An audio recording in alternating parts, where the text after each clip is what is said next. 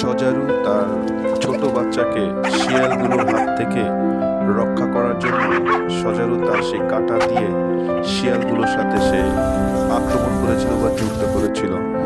যদিও এই যুদ্ধ সহজ ছিল না, কারণ অনেকগুলো শিয়ালের সাথে সে একাই লড়েছিল যাতে তার বাচ্চাকে কোনোভাবে শিয়ালেরা আক্রমণ করতে না পারে বা খেতে না পারে।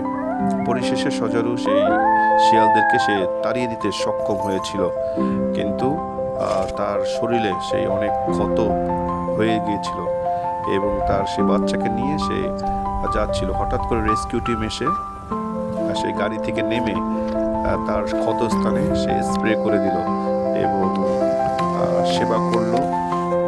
পরিশেষে সে সেই ক্ষতস্থানে স্প্রে করে ব্যান্ডেজ করে দিল এবং সেই সজারু খুব তাড়াতাড়ি সুস্থ হয়ে গেল। এখানে দেখতে পাই যে মায়ের ভালোবাসা কোনো তুলনা নেই পৃথিবীতে, এবং মায়ের ভালোবাসার মধ্যে কোনো ফেক নেই। সন্তানের প্রতি মায়ের ভালোবাসা আজীবন এরকমই থাকে।